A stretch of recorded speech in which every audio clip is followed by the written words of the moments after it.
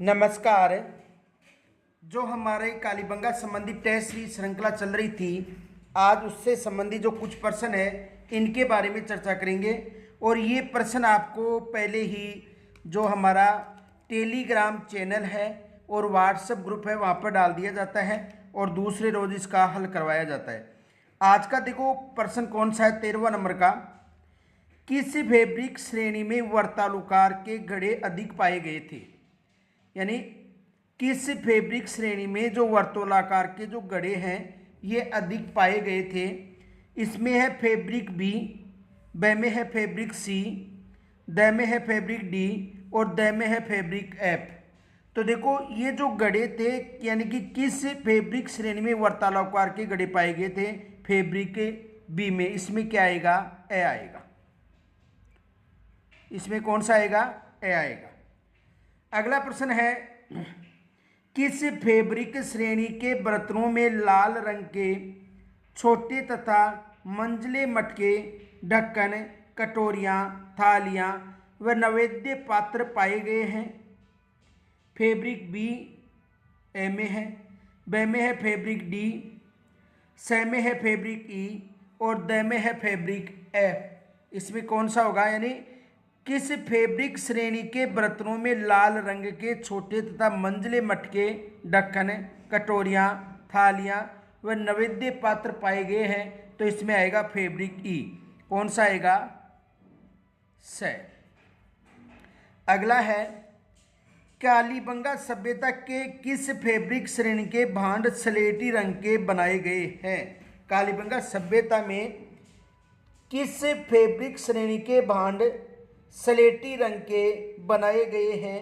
तो इसमें देखो एम में है फैब्रिक ए, ब में है फैब्रिक सी, स में है फैब्रिक डी और द में है फैब्रिक एफ। तो इसमें जो बनाए गए हैं कौन सा है? यानी कालीबंगा सभ्यता के किस फैब्रिक श्रेणी के बांड स्लेटी रंग के बनाए गए हैं? तो इसमें होगा फैब्रिक एफ। इसमें क्या होगा? द। इसमें कौन सा होगा दोस्तों? द होगा। अगला प्रश्न है,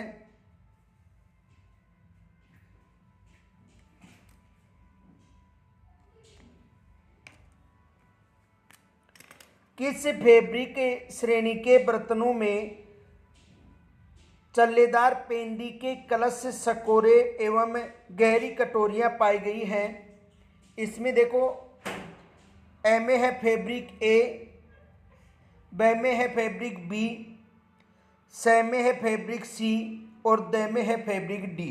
यानी किस फैब्रिक श्रेणी के बर्तनों में चल्लेदार पेंदे के कलश, सकोरे एवं गहरी कटोरियाँ पाई गई हैं? तो ये याद रखना कौन सा होगा? इसमें फैब्रिक ए। कौन सा होगा? फैब्रिक ए होगा। अगला देखो 17वां नंबर का प्रश्न। देखो 17वां नंबर का प्रश्न क्या कह रहे हैं? कालीबंगा सभ्यता के संबंध में कौन सा कथन सत्य है? कालीबंगा सभ्यता के कथन के संबंध में कौन सा कथन है? यानी कालीबंगा के संबंध में से कौन सा कथन सत्य है? ए में है प्रथम काल की प्रमुख उपलब्धि हम कुंभकार की कलापूर्ण कृतियों को मानते हैं। ब में है मिट्टी के बर्तनों को 6 श्रेणियों में विभक्त किया गया। स में प्रत्येक श्रेणी के बर्तनों को फैब्रिक श्रेणी में विभक्त किया गया और द है उपयुक्त सभी। तो कालीबंगा के संबंध में कौन सा कथन सत्य है? तो देखो ये भी सत्य है, प्रथम काल की प्रमुख उपलब्धियां हम कुंभकार की कलापूर्ण कृतियों को मानते हैं। ब में है मिट्टी के बर्तनों को 6 श्रेणियों में विभक्त किया गया। स में प्रत्येक श्रेणी के बर्तनों को फैब्रिक श्रेणी में विभक्त किया गया और द में उपयुक्त सभी सत्य। इसमें क्या होगा? द होगा। यानी 17 में क्या होगा? द। अगला प्रश्न देखो, ध्यान से पढ़ना है आपको। कालीबंगा सभ्यता के संबंध में से कौन सा कथन सत्य नहीं है? कालीबंगा सभ्यता के संबंध में से कौन सा जो कथन है ये सत्य नहीं है? देखो एम में है प्रथम काल की सर्वोत्तम उपलब्धि जूते हुए खेत का अवशेष है। ब में है कालीबंगा की कृषि विश्व में अब तक प्राप्त समस्त कृषि क्षेत्रों में सर्वाधिक प्राचीन है। स में यह कृषि प्रकोष्ठ के अंदर मिली है। द में इसमें दूतरफा जुताई के फलस्वरूप हराइयों के निशान एक वर्ग जालक के रूप में पड़े हैं। तो ये प्रश्न ये पूछ रहा है कि इनमें से कौन सा कथन सत्य नहीं है। तो देखो, प्रथम काल की सर्वोत्तम उपलब्धि जूते हुए खेत के अवशेष है, ये सत्य है।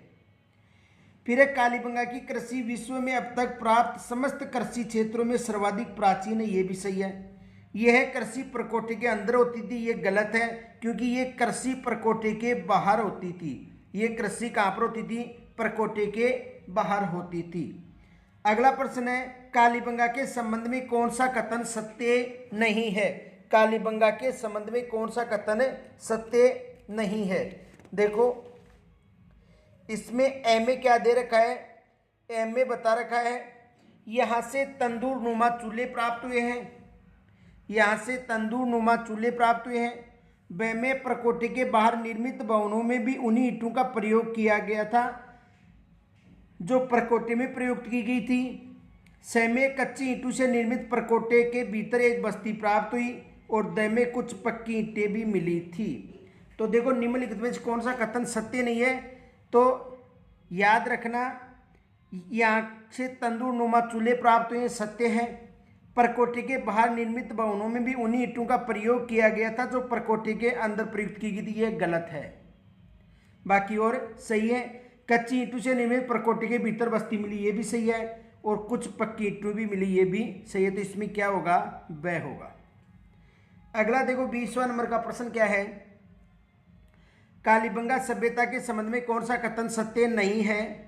ये है 20वां। चाक पर निर्मित होने पर भी बर्तन गड्ढन साफ सुथरे नहीं थे। ब में कालीबंगा के निवासी भी हड़प्पा के लोगों की भांति मूर्ति कला से परिचित थे। स में है मिट्टी से निर्मित चूड़ियाँ व तांबे की मणियाँ भी मिले। और द में है कालीबंगा में आहड़ के समान शतरंज व चौसर की गोटियाँ मिली। तो 20वां में कौन सा होगा? देखो, यानी कि 20वां की बात करें तो कौन सा सत्य नहीं है? चाक पर निर्मित होने पर भी बर्तन गड्ढन साफ सुथरे नहीं थे, सत्य है। कालीबंगा के निवासी भी हड़प्पा के लोगों की भांति मूर्ति कला में परिचित है, ये भी सत्य है। मिट्टी से निर्मित चूड़ियाँ व तांबे की मणियाँ भी मिली, ये भी सही है।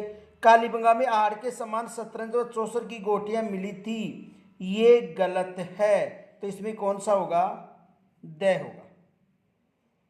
अगला प्रश्न देखो, अगला प्रश्न है निम्न कालीबंगा सभ्यता के संबंध में कौन सा कथन सत्य है? ये पूछ रहा है, कालीबंगा के संबंध में कौन सा कथन सत्य है? यहाँ 3 टीले प्राप्त हुए।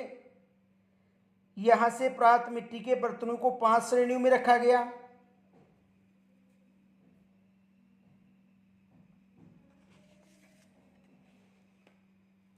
फिर है कृषि क्षेत्र प्रकोष्ठ के अंदर मिला था। और अगला, प्राग हड़प्पा से जुते हुए खेत के अवशेष नहीं मिले थे। यानी इनमें से कौन सा कथन सत्य है? तो देखो, एक तो यहाँ पर 3 टीले मिले थे, ये भी सत्य है। याद रखना, यहाँ से उत्खनन के दौरान कितने टीले मिले थे? 3 प्रकार के टीले मिले थे। ठीक है।